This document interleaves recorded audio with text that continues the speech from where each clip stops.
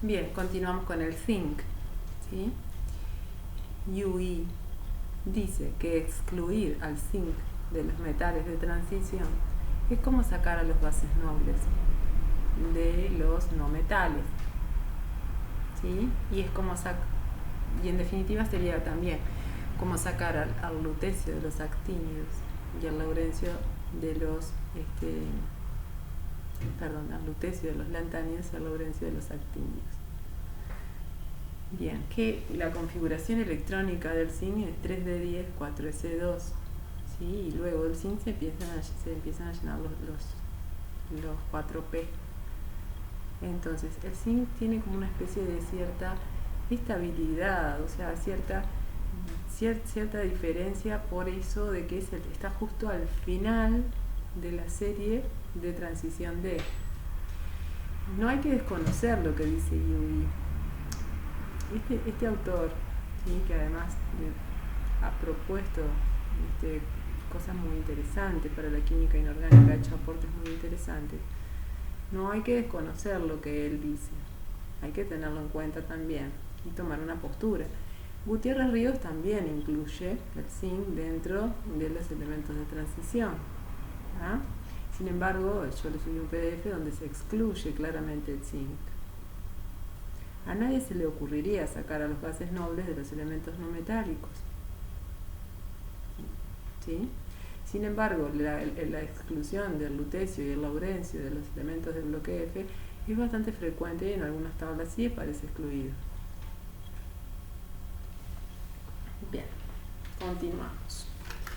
Con respecto a la reactividad química de los elementos del bloque D,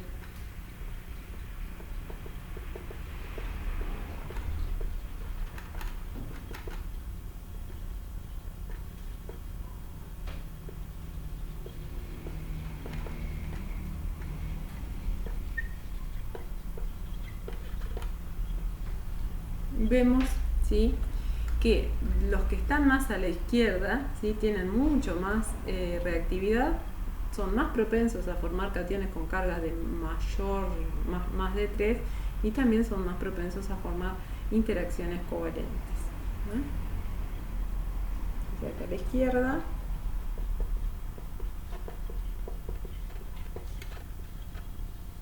y a la derecha de la serie, ¿no? Vieron que no tiene nada que ver los elementos de la serie D con los elementos representativos. Nosotros acá estamos viendo la serie, no estamos viendo por grupo, ¿sí? Estamos viendo cómo va cambiando la serie. Bien, a la izquierda de la serie se dan entonces, estos tienen mayor reactividad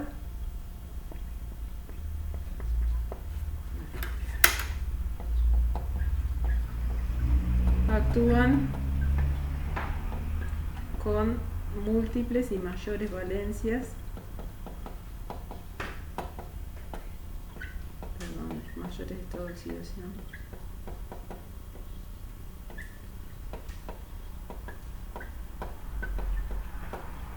tienden a formar más interacciones covalentes.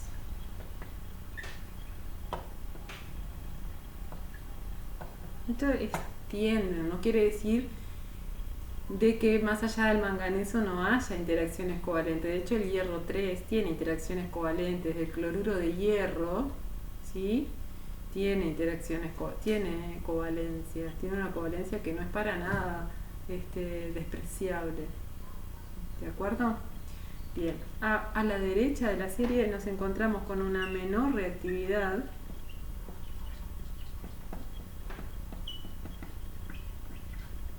y esa menor reactividad se va haciendo cada vez más notable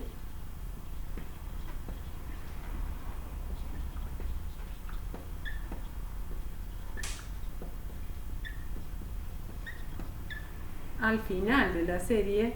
Se hace cada vez más notable hasta llegar a el oro, el platino y el paladio.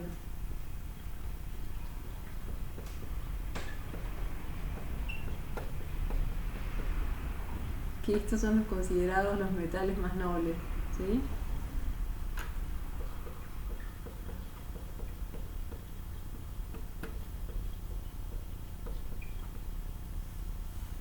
Son nobles porque no se combinan, ¿sí? Son difíciles de combinar.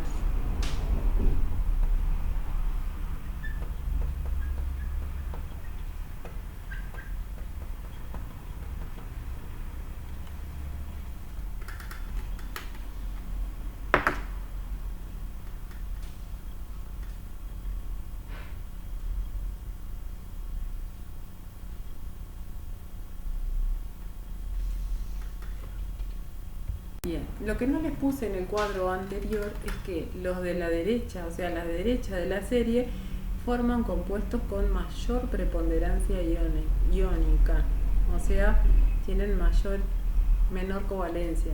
No quiere decir de que no tengan alguna interacción covalente como el ejemplo que yo les iba dando, pero a medida que nos vamos hacia la derecha, las interacciones son cada vez más iónicas.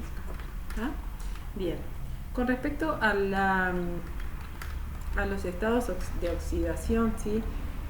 De las tres series en general nos vamos a encontrar con que la mayoría, ¿sí?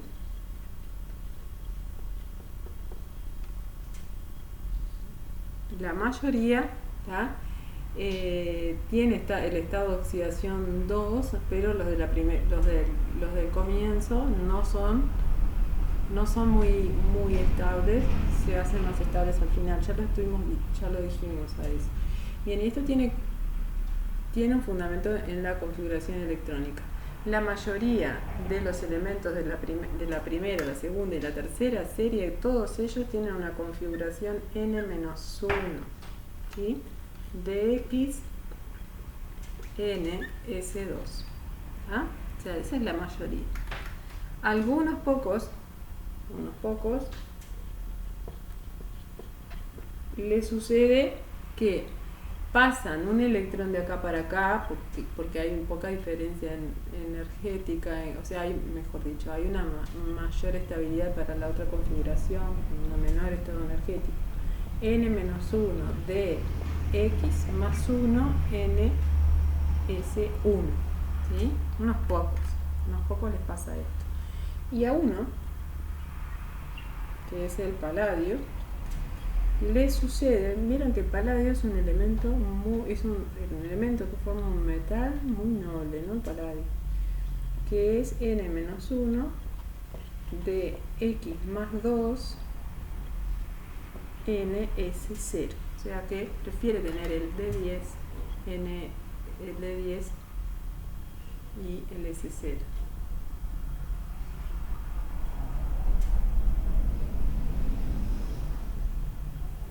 Bien, vamos a hablar sobre qué pasa con las propiedades periódicas en los elementos de la serie B.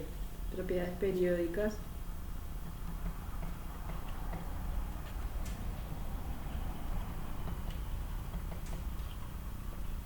en la serie B.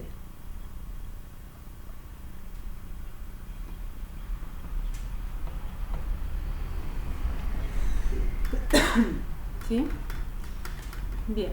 Esto está completamente relacionado siempre, propiedades periódicas siempre está relacionado con la carga nuclear efectiva. Por eso es tan importante que sepamos perfectamente cómo cambia la carga nuclear efectiva.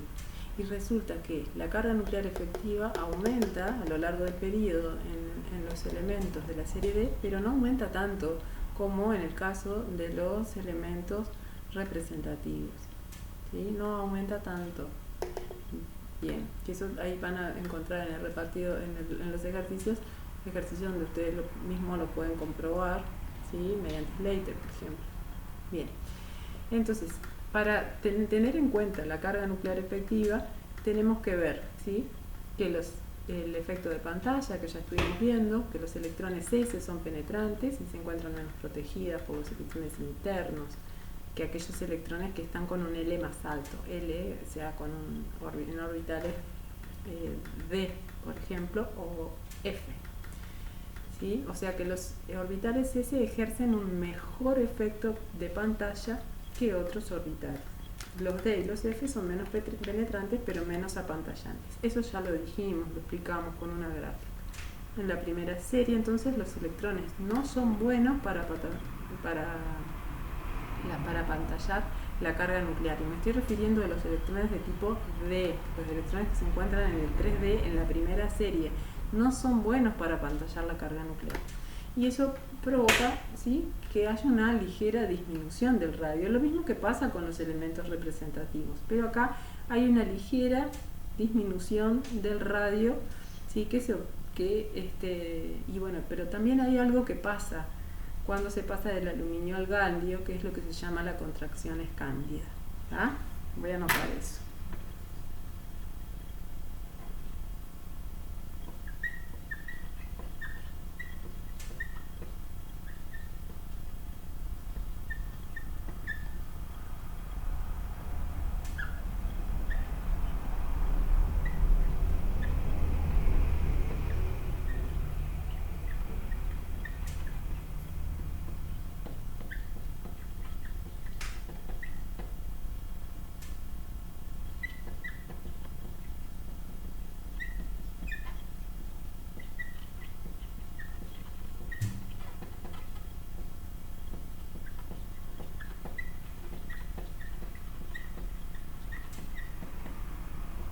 Y en anomalía le pongo entre comillas porque en realidad no es que sea una anomalía, es una cosa que sucede, ¿sí?, llamada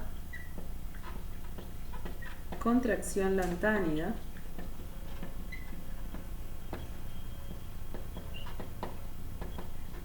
que conduce a que el galio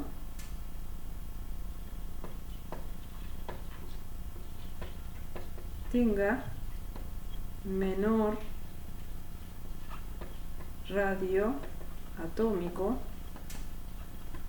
de lo esperado. Miren que acá yo no les estoy poniendo algo que es fundamental cuando hablamos de radio atómico. Imagínense que es difícil medir el radio atómico de los elementos representativos. Imagínense para los elementos D. Son átomos, ¿sí?, que algunos forman enlaces covalentes, otros no.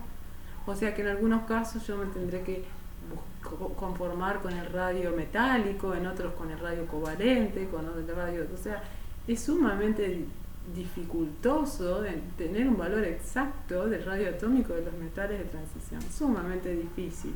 Pero bueno, sí podemos decir que hay una ligera disminución y que se da la llamada contracción escándida debido al fenómeno de tener los 10 electrones en un nivel D.